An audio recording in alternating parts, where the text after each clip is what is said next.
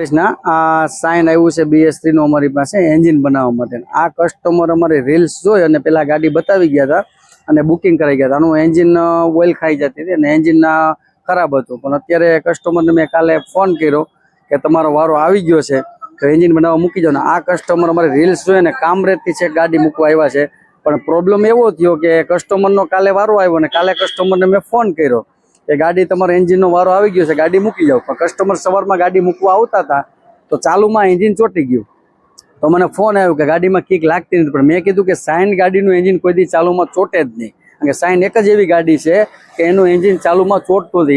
Hero હોન્ડાની ગાડી, Splendor, passion કે ગમે હોય તો એની ક્રેન્ક બોલતી હોય તો ચાલુમાં ચોટી જાય છે, પણ સાઇન વાળાની ગાડી, હોન્ડા વાળાની ગાડી, સાઇન કે યુનિકોર્ન કે ગમે ગાડી હોય એ ચોટતી નથી। તો કસ્ટમર અમારી પાસે ટોઈંગ વાન કરીને પછી ચાલુમાં ચોટી ગયું હતું, વારો આવ્યો મૂકવા આવતા હતા તો ટોઈંગ વાન કરીને ગાડી મૂકી ગયા। તો થયું એવું કે અમે અત્યારે એન્જિન એનું ખોલવા બેઠા છે, તો એમાં પ્રોબ્લેમ એવો આવ્યો કે શેના હિસાબે કિક લાગતી બંધ થઈ ગઈ હતી। તો તમે જુઓ કે મેં આનું આખું એન્જિન ખોલ્યું છે, આ બધું એનું એન્જિનનું છે, આ હેડ ટોપો છે અને આ ક્લચ સાઈડ છે, આ મેગ્નેટ કવર છે, આ બધું ખોલી નાખ્યું છે। પણ એન્જિન ખોલતા પૂગ્યા હતા તમે જુઓ કે આ વાલ છે ને, વાલ અહીં તૂટી અને અહીં ઉપર ફસાઈ ગયો છે આખો, અને આમાંથી આ કટકી અહીંથી તોડી નાખી। અડધો વાલ આમાં અંદર રહી ગયો હતો એમણે, અને અડધો વાલ અહીંથી તૂટી અને આમાં અંદર ફસાઈ ગયો છે અને વાલ વાળી નાખ્યો। તમે જુઓ આ વાલને વાળી અને અંદર પિસ્ટન ફસાઈ ગયો, જેના હિસાબે આખી કિક લાગતી બંધ થઈ ગઈ હતી। અને ઓઇલ જોવો તમે કે આમાં ઓઇલ એટલું જ નીકળ્યું છે, ઓઇલ ખાઈ ગઈ હતી, ઓઇલ હતું જ નહીં।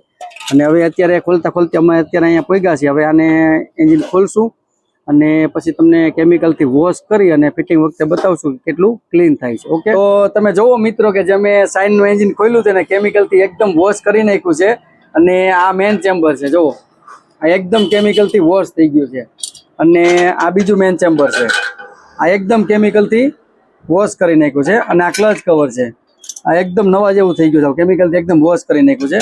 અને આ બ્લોક છે, આને પણ કેમિકલથી વોશ કરી નાખ્યો છે।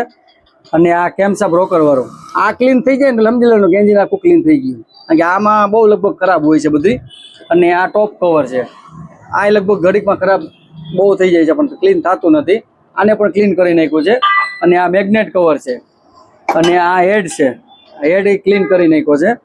અને આ બધો સામાન છે, આ ગેરના બેરિંગ ને બધા ક્રેન્ક લેથમાંથી આવી ગઈ છે, અને બધો સામાન આ મેગ્નેટ હોતે પણ કેમિકલથી એકદમ વોશ કરી નાખ્યું છે અને બધું ક્લીન કરી નાખ્યું। અને બધો જેન્યુન સામાન લઈ દીધું છે। આ પુશ રોડ છે, ટાઈમિંગ ચેન છે, આ વાલ સીલ છે, એટલે ઓઇલ સીલ કિટ છે, ન્યુટ્રલ સ્વિચ છે, હબ સેન્ટર આમાં ખરાબ નીકળ્યા હતા, હબ સેન્ટર છે, વાલ સીલ છે, ઓઇલની જાડી ખરાબ હતી, ઓઇલની જાડી છે, અને ક્લચ પ્લેટ, પ્રેશર પ્લેટ છે, હેડ ટોપાની રિંગ છે, પેકિંગ